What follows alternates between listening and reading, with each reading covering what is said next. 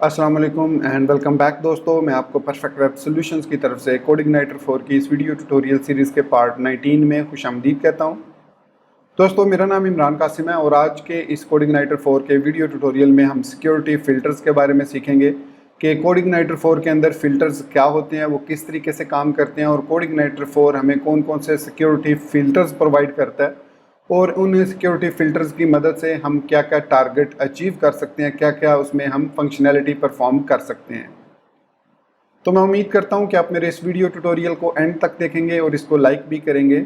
इसके अलावा अगर आप हमारे इस चैनल परफेक्ट वेब सॉल्यूशंस पर न्यू हैं तो इसको सब्सक्राइब करते हुए बेल के आइकन को प्रेस करते हुए ऑल नोटिफिकेशंस को ऑन कर लीजिएगा, ताकि आने वाले वीडियो ट्यूटोरियल्स की नोटिफिकेशंस आपको मिलती रहें और आप उनसे अप टू डेट रह सकें। Thank you very much. तो चलिए शुरू करते हैं आज के इस कोडिग्नाइटर 4 के वीडियो ट्यूटोरियल को। तो दोस्तों, कोडिग्नाइटर 4 के अंदर जो फ़िल्टर्स का कॉन्सेप्ट है वो ये है कि फ़िल्टर्स की मदद से हम जो भी राउट्स को एक्सेस करने की कोशिश करते हैं तो उनको एक्सेस करने से पहले या उनको एक्सेस करने के बाद उन पर कोई भी फंक्शनैलिटी परफॉर्म करना चाहें तो हम वो फ़िल्टर्स के थ्रू परफॉर्म करते हैं। तो फ़िल्टर जो होते हैं वो get, post, put, patch, delete तमाम मेथड्स के साथ काम करते हैं और इसके दो मेजर फंक्शंस होते हैं, एक बिफोर और एक आफ्टर। बिफोर जो होता है वो रिक्वेस्ट से पहले एग्जीक्यूट होता है और आफ्टर जो होता है वो रिक्वेस्ट के बाद एग्जीक्यूट होता है। अब ये जो रिक्वेस्ट है ये कोई भी हो सकती है, कोई राउट हो सकता है। फॉर एग्जांपल, हम अपनी वेबसाइट पर अगर ci4app.test/contact लिखते हैं तो हम एक गेट रिक्वेस्ट सेंड कर रहे हैं। तो जो कोडिग्नाइटर 4 है उसके अंदर अगर हमने इस गेट रिक्वेस्ट पर कोई फ़िल्टर लगाया हुआ है तो इस रिक्वेस्ट को कंप्लीट करने से पहले बिफोर एक्सेसिंग दिस रिक्वेस्ट वो फ़िल्टर एग्जीक्यूट होगा और वो फंक्शनैलिटी परफॉर्म करेगा। फॉर एग्जांपल, अगर हम ऑथेंटिकेशन और ऑथोराइजेशन की बात करें तो कोई राउट अगर हम प्रोटेक्ट कर देते हैं कि सिर्फ लॉग इन यूज़र उस राउट को यूज़ कर सके तो हम उसको एज आ फ़िल्टर ऐड कर देते हैं बिफोर एंड आफ्टर। बिफोर में भी ऐड कर सकते हैं, आफ्टर में भी, या सिर्फ बिफोर में ऐड कर सकते हैं या सिर्फ आफ्टर में। तो चलिए अब इसकी प्रैक्टिकल एग्जांपल करके देखते हैं, क्योंकि कुछ कोडिग्नाइटर हमें कुछ जो है वो बिल्ट इन फ़िल्टर्स प्रोवाइड करता है जिनकी मदद से हम अपने जो कंटेंट है या अपने जो फॉर्म्स हैं उनको सिक्योर कर सकते हैं। तो कोडिग्नाइटर 4 हमें 3 डिफ़ॉल्ट सिक्योरिटी फ़िल्टर या सिक्योरिटी मिडलवेयर या आप कह सकते हैं सिक्योरिटी क्लासेस प्रोवाइड करता है, जिनकी मदद से हम अपने कंटेंट को सिक्योर कर सकते हैं। सबसे पहला जो इसमें है वो है आपके पास एन्क्रिप्शन और डिक्रिप्शन। मतलब एन्क्रिप्शन क्लास आपके पास अवेलेबल है जिसकी मदद से आप अपने डाटा को एनक्रिप्ट कर सकते हैं और फिर उसको ज़रूरत पड़ने पर डिक्रिप्ट भी कर सकते हैं। दूसरा जो उसमें हमें फ़िल्टर प्रोवाइड किया गया है वो है CSRF प्रोटेक्शन, जिसको कहते हैं क्रॉस साइट रिसोर्स फोर्जरी। मतलब अगर आपने एक फॉर्म लगाया है, जैसे कि आपको स्क्रीन पर नज़र आ रहा है, ये कॉन्टैक्ट फॉर्म है, तो ये कॉन्टैक्ट फॉर्म मैं किसी और साइट से सबमिट ना कर सकूं, इसके लिए हम इस पर CSRF प्रोटेक्शन एनेबल कर देते हैं अपनी वेबसाइट पर। तो फिर ये वाला जो फॉर्म है, कॉन्टैक्ट अस का फॉर्म है, ये सिर्फ़ और सिर्फ हमारी वेबसाइट से ही सबमिट होगा, तभी वो कोई रिस्पॉन्स रिटर्न करेगा। अदरवाइज़ हमें कोई रिस्पॉन्स रिटर्न नहीं होगा और हमें फॉर्म जो है वो रिक्वेस्ट जो है सक्सेसफुल नहीं होगी। जो तीसरा इसमें है वो है हनी पॉट। हनी पॉट जो है वो बेसिकली बोट्स को डिटेक्ट करने के लिए है। इसमें एक हिडन फील्ड ऐड कर दी जाती है जिसका जो पेरेंट है वो डिस्प्ले नन होता है, लेकिन वो जो फील्ड होती है, क्योंकि बोट जो होती है वो सिर्फ इनपुट टैग्स को रीड करती है और उनके अंदर फिलिंग करती है, तो वो क्या करेगी, जब वो फॉर्म पर आएगी तो उसको इनपुट हिडन टैग वो मिलेगा। हाल दो वो टेक्स्ट होगा लेकिन वो हिडन होगा, तो बोट उसको भी फिल करेगी। तो जब वो फॉर्म फिल होकर सबमिट होगा तो जो आपका कंट्रोलर है उस पर अगर आपकी वेबसाइट पर हनी पॉट एनेबल्ड है तो वो जो कंट्रोलर है वो उसको चेक करेगा फील्ड को और देखेगा कि भाई ये फील्ड तो किसी ने फिल किया है। इट मीन्स जिसने ये फील्ड फिल किया वो कोई ह्यूमन नहीं है, क्योंकि ये हनी पॉट फील्ड है, इसको ह्यूमन फिल नहीं करेंगे, सिर्फ और सिर्फ बोट्स फिल करेंगी। तो वो इस रिक्वेस्ट को रिजेक्ट कर देगा आपका कंट्रोलर। तो इस तरीके से हम जो है वो अपनी वेबसाइट को बोट्स वगैरह से प्रोटेक्ट कर सकते हैं। सो दो जो है वो सिक्योरिटी फ़िल्टर्स हैं और एक हमारे पास एनक्रिप्शन फ़िल्टर है जिसकी मदद से हम एनक्रिप्ट और डिक्रिप्ट कर सकते हैं अपने कंटेंट को। लेकिन जहन में रखिएगा कि जो एनक्रिप्शन और डिक्रिप्शन वाला फीचर है उसको आप पासवर्ड के लिए यूज़ नहीं करेंगे। मतलब अगर आप एक लॉगिन रजिस्ट्रेशन फॉर्म क्रिएट कर रहे हैं तो रजिस्टर करते हुए आप कभी भी पासवर्ड को हैश नहीं करेंगे यूजिंग इनक्रिप्शन और डिक्रिप्शन, क्योंकि इनक्रिप्ट करके उसको डिक्रिप्ट भी किया जा सकता है। हमेशा उसको आप जो PHP की एक्सटेंशन है पासवर्ड हैश, उसके ज़रिए आप उसको हैश में कन्वर्ट करेंगे, क्योंकि उसको किसी भी तरीके से डिक्रिप्ट नहीं किया जा सकता। तो ये थी चंद बातें। तो अब हम इसकी step by step practical example देखेंगे। तो आज के इस वीडियो ट्यूटोरियल में हम सिर्फ हनी पॉट और CSRF प्रोटेक्शन की बात करेंगे, क्योंकि हमने कॉन्टैक्ट अस फॉर्म पर बात करनी है।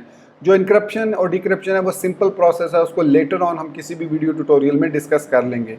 तो चलिए अब इसकी एक प्रैक्टिकल एग्जाम्पल देखते हैं हनी पॉट की, और एक प्रैक्टिकल एग्जाम्पल देखते हैं CSRF प्रोटेक्शन की।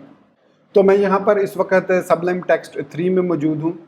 तो जो फिल्टर्स की सिक्योरिटी होती है वो आपके दो जगह पर उसकी कॉन्फ़िगरेशन होती है। एक .env फाइल में, अगर मैं यहाँ पर .env फाइल में आता हूँ तो आप देखेंगे कि यहाँ पर हमारे पास CSRF प्रोटेक्शन के लिए ये फील्ड्स हैं, और बाय डिफ़ॉल्ट ये CSRF प्रोटेक्शन डिसेबल्ड होती है। और दूसरा इसमें हनी पॉट है, तो हनी पॉट की ये उसके पास कॉन्फ़िगरेशन होती है। बाय डिफ़ॉल्ट ये ट्रू होती है, ये हर एक फॉर्म में ऐड होती है, लेकिन चूँकि हमने इसका फ़िल्टर इनेबल नहीं किया होता तो इस वजह से इसको हम यूज़ नहीं कर सकते। अब यहाँ पर इसकी कॉन्फ़िगरेशन करने के बाद इसको अनेबल करने के लिए हमें ऐप के अंदर जाना पड़ता है, और ऐप के अंदर कॉन्फ़िग फोल्डर में यहाँ पर फ़िल्टर्स की एक कॉन्फ़िग फाइल होती है, उसमें हम आएंगे फ़िल्टर्स की। और यहाँ पर ये हमारे पास एलियासेस का पहले एक प्रॉपर्टी है जिसके अंदर एरे है।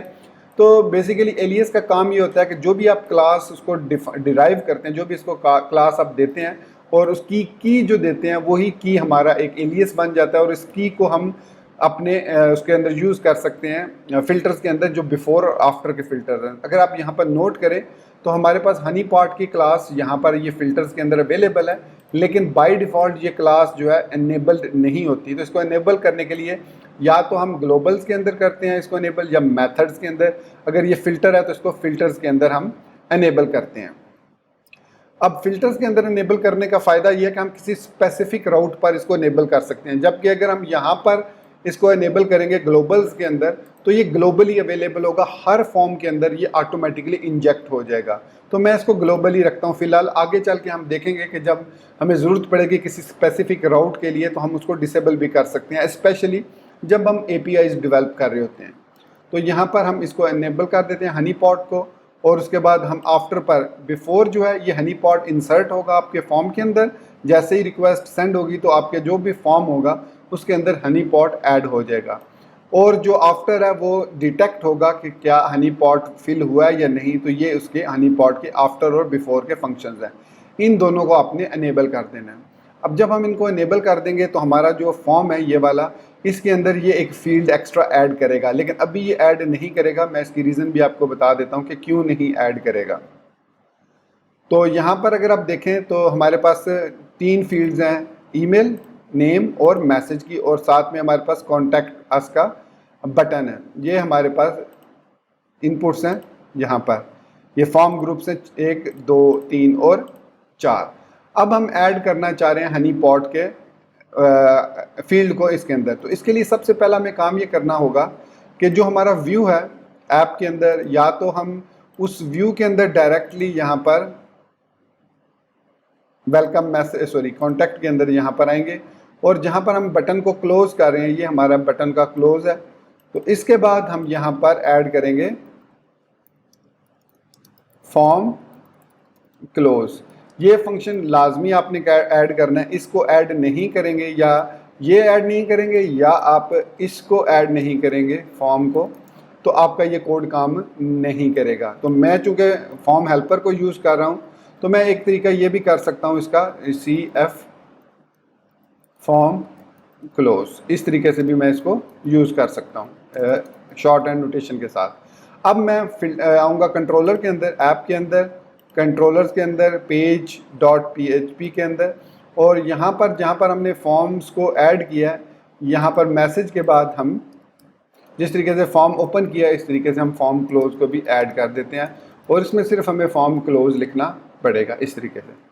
अब हमारा फॉर्म क्लोज का टैग ऐड हो गया। तो अभी आप देख रहे हैं कि हमारे पास सिर्फ 4 फील्ड्स हैं और इसमें एडिड नहीं है हनी पॉट की फील्ड, लेकिन जैसे ही मैं आप इसको रिफ्रेश करूंगा पेज को,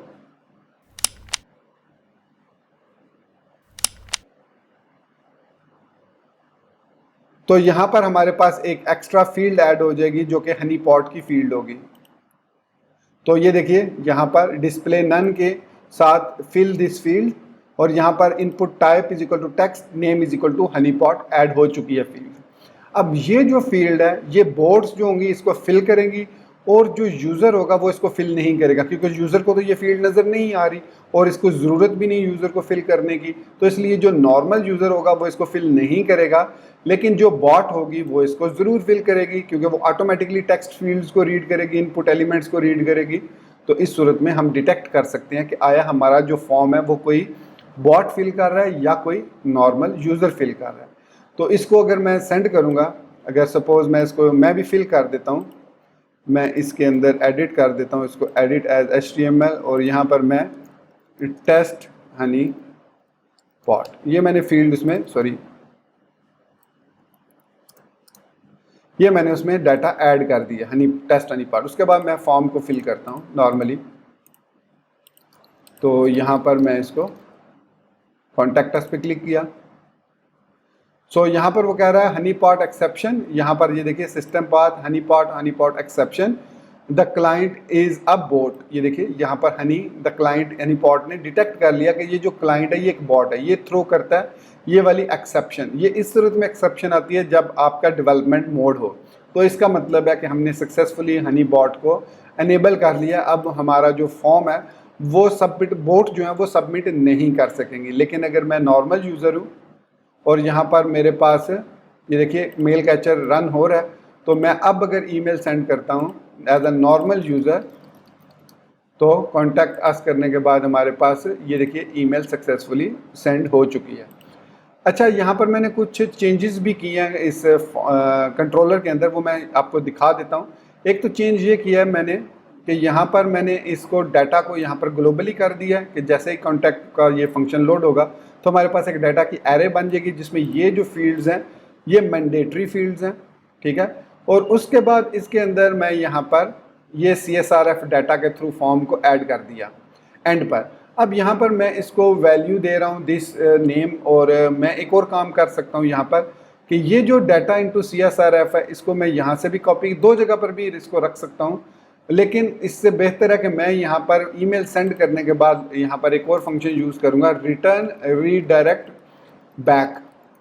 या आप रीडायरेक्ट कर सकते हैं उसको वापस कॉन्टैक्ट पेज पर या किसी थैंक यू पेज पर यहाँ पर रीडायरेक्ट कर सकते हैं जब सक्सेसफुली ईमेल जो है वो सेंड हो जाएगी। यहाँ पर आप चेक भी लगा सकते हैं कि इफ़ ईमेल सेंड तो फिर रिटर्न रीडायरेक्ट बैक, या आप रिटर्न रीडायरेक्ट टू कर सकते हैं स्लैश, मतलब होम पेज पर वो चला जाए। तो इस तरीके से यहाँ पर रीडायरेक्ट लगाने से ये फ़ायदा होगा कि हमें वापस ये व्यू वाला कॉन्टैक्ट लोड नहीं करना पड़ेगा, और जब हमारी ईमेल जो है वो सक्सेसफुली सेंड होगी तो हमें वो रीडायरेक्ट कर देगा होम पेज पर या थैंक यू पेज पर, जहाँ पर भी। तो ये था हनी पॉट का फीचर कि हनी पॉट की मदद से किस तरीके से हम प्रोटेक्ट कर सकते हैं अपने फॉर्म्स को। यहाँ पर सिर्फ कॉन्टैक्ट की बात नहीं हो रही, कोई भी फॉर्म है, रजिस्ट्रेशन फॉर्म है, लॉगिन फॉर्म है, कोई भी किसी किस्म का भी फॉर्म है, उसके अंदर आप जब हनी पॉट इनेबल कर देंगे तो उसके बाद आपको प्रॉब्लम नहीं होगी, उस फॉर्म की बॉट्स वगैरह उसको सबमिट नहीं कर सकेंगी। अब थोड़ी सी इसकी अगर कन्फिग्रेशन की बात कर ली जाए तो .env फाइल के अंदर हमारे पास इसकी कन्फिग्रेशन है हनी पॉट की। यहाँ पर हम क्या क्या चीज़ें चेंज कर सकते हैं, यहाँ पर उसका लेबल चेंज कर सकते हैं। जैसे यहाँ पर लिखा है फिल दिस फील्ड, मैं लिखूँगा bots will fill this field, इस तरीके से मैं लिख देता हूँ और इसको इनेबल कर देता हूँ। उसके बाद नेम आपने यूनिक रखना है, क्योंकि आपकी जो वेबसाइट है उसके मुताबिक मैं इसका नाम रखता हूँ CI4 app_honeypot। ये मैंने इसलिए रखा क्योंकि ये हनी पॉट एक यूनिक नेम नहीं है, तो हो सकता है कि बॉट्स के अंदर कोडिंग इस तरीके से हुई हो कि वो इसको डिटेक्ट कर सके, या फिर आप इसको CI4 ऐप चेक कर सकते हैं। तो ये ऑटोमेटिकली इस टेम्पलेट के अंदर ये वाला जो टेक्स्ट है इसके अंदर ये लेबल ऐड हो जाएगा यहाँ पर, और इसका नेम यहाँ पर ऐड हो जाएगा।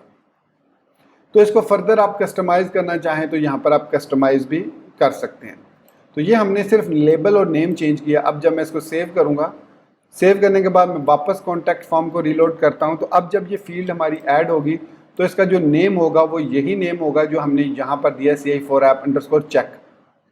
तो देखिए यहाँ पर ये देखिए डिस्प्ले नन, और इसके अंदर bots will fill this field और input type text name is equal to CI4 app_check। तो आपने इसको टाइप जो टेक्स्ट लाजमी रखनी है, ये ज़रूरी है। हिडन फील्ड्स नॉर्मली बॉट्स जो हैं वो फील्ड नहीं करती, सिर्फ टेक्स्ट फील्ड के फिल करती है, तो इसलिए हमने यहाँ पर इसको डिस्प्ले नन किया हुआ है और टाइप्स की टेक्स्ट रखी हुई है।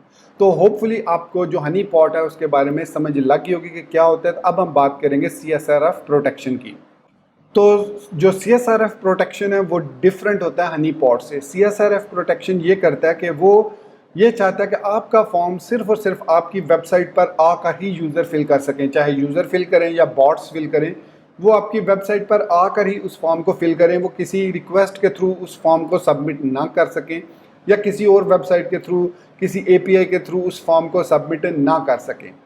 तो इसको कहा जाता है CSRF प्रोटेक्शन, मतलब क्रॉस साइट रिसोर्स फॉर्जरी, मतलब आपके जो रिसोर्सेज हैं उनको किसी और साइट पर यूज़ ना किया जा सके। तो बाय डिफ़ॉल्ट जो CSRF प्रोटेक्शन है वो डिसेबल होती है, तो इसलिए हमारा फॉर्म जो है वो प्रॉपरली सबमिट हो रहा है, कोई इशू इसमें नहीं आ रहा। एक तो ये चीज़ चेक करता है CSRF प्रोटेक्शन कि आपका फॉर्म जो है वो आपके पेज से ही सबमिट हो रहा है। दूसरा वो उसके जो की होती है उसको कंपेयर भी करता है कि वो की एक्सपायर तो नहीं हो चुकी, अगर वो एक्सपायर हो चुकी है तो वो उस फॉर्म को भी सबमिट नहीं करेगा। तो CSRF प्रोटेक्शन को हम फिल्टर्स के थ्रू इनेबल करते हैं और बाय डिफ़ॉल्ट ये डिसेबल होता है। यहाँ पर अगर हम आएँ तो देखिए यहाँ पर सिक्योरिटी में सॉरी किधर था, हाँ ये हमारे पास है CSRF की सेटिंग्स। तो ऐप के अंदर CSRF protection by default false होती है, तो मैं इसको इनेबल कर देता हूँ। तो सिंपली मैं वन लाइन इसको ट्रू कर देता हूँ। अब उसके बाद CSRF टेस्ट नेम है, कोई भी आप नेम देना चाहें तो मैं इसको भी नेम को चेंज करूँगा और इसको मैं नाम देता हूँ CSRF CI4 ऐप, जो भी आपकी वेबसाइट का नाम है। इसी तरीके से आप कुकी नेम भी दे सकते हैं CSRF, मैं इसको टोकन CI4 ऐप देता हूँ और इसको कुकी CI4 ऐप दे देता हूँ। फिर ये जो CSRF टोकन है जो मैं अभी बात कर रहा था एक्सपायरेशन की, कब एक्सपायर हो, 7200 आई थिंक ये 7200 आवर्स होते हैं, इस इतनी अब मिनट्स होते हैं, आई एम नॉट श्योर कि ये क्या, आप उसकी वेबसाइट कोऑर्डिनेटर की वेबसाइट पर चेक कर लीजिएगा। और इसके अलावा आई थिंक इसके अंदर ऐप कन्फिग के अंदर अगर हम इसके अंदर इसकी कन्फिग्रेशन में आए, सिक्योरिटी और CSRF ऐप के अंदर आई थिंक app.php के अंदर यहाँ पर ये CSRF प्रोटेक्शन की सेटिंग होती है। स्क्रॉल ये नहीं, ये तो सेशन है CSRF, ये हमारे पास CSRF प्रोटेक्शन। तो इसमें हमारे पास जो कुकी द नंबर, अच्छा द नंबर इन सेकंड, ये सेकंड्स होते हैं, 7200 सेकंड्स होते हैं। सो रीजनरेट ट्रू, रीडायरेक्ट ट्रू, ये हमारे पास उसके कुछ पब्लिक प्रॉपर्टीज़ हैं जिनको हम चेंज कर सकते हैं यहाँ पर .env के अंदर भी।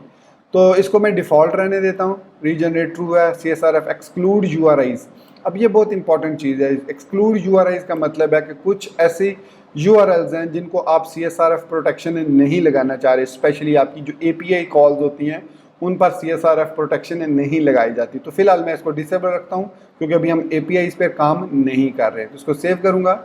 सेव करने के बाद वापस हमें फ़िल्टर्स में आना पड़ेगा और फिल्टर में देखिए CSRF प्रोटेक्शन को सिर्फ और सिर्फ बिफोर में हमें इनेबल करने की ज़रूरत होती है, आफ्टर में इसकी ज़रूरत नहीं है। तो मैं इसको इनेबल कर देता हूँ।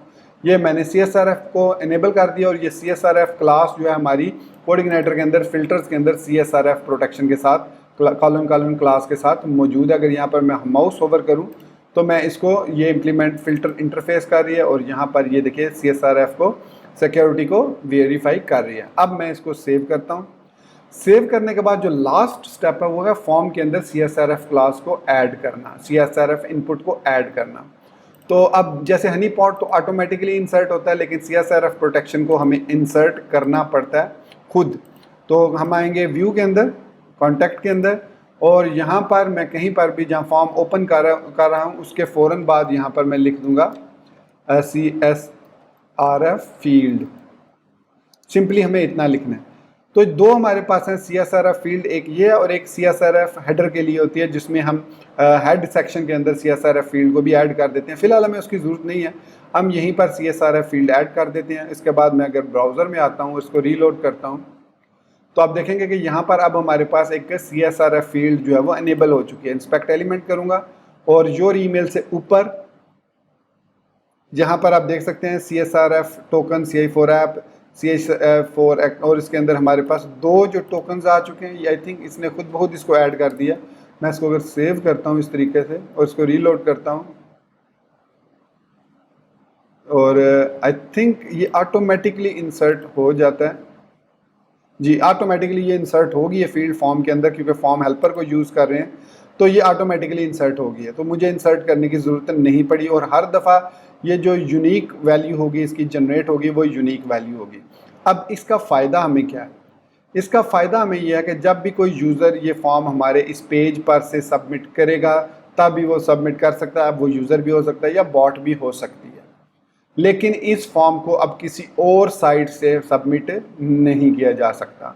तो यह है हमारे पास CSRF प्रोटेक्शन, और इस तरीके से हम अपने फॉर्म्स को प्रोटेक्ट कर सकते हैं।